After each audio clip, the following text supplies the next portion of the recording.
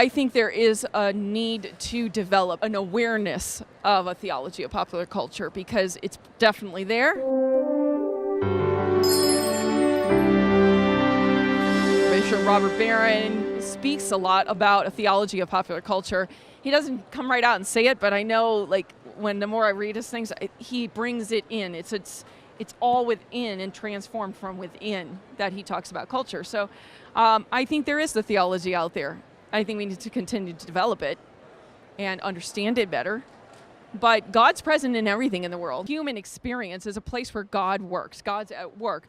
And you talk and listening to popular music, especially, and popular film, what is it talking about? But it's reaching down deep into the human person and pulling out what is those deepest desires of humanity. Communion, connection, desiring and hungering for some type of intimacy, looking for that something more.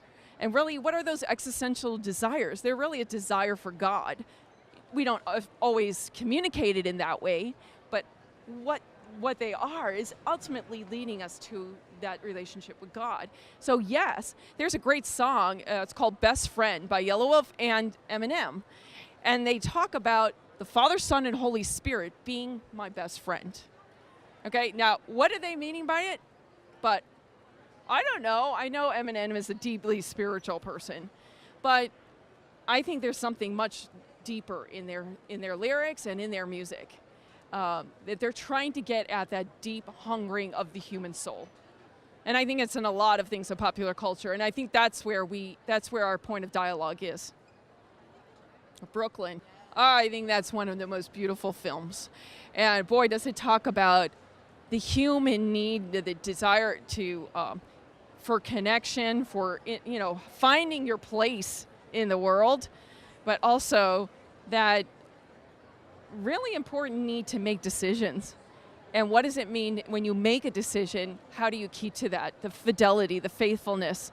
I mean, that's how God is with us. We're bumbling along all the way, but God's presence is faithful all the time. And He's always present to us. And sometimes we just have, through another person, sometimes come to recognize God's faithfulness and God's love. And I think that movie, Brooklyn, has so much in it.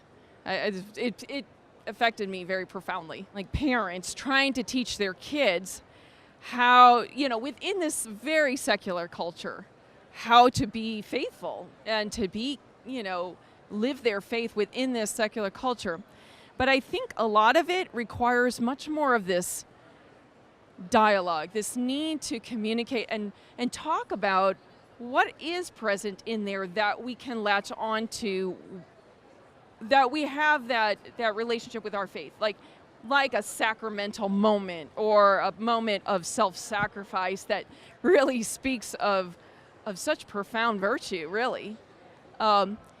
It's honing on those moments. Yeah, there's going to be some things that are not good or healthy to, watch or listen to.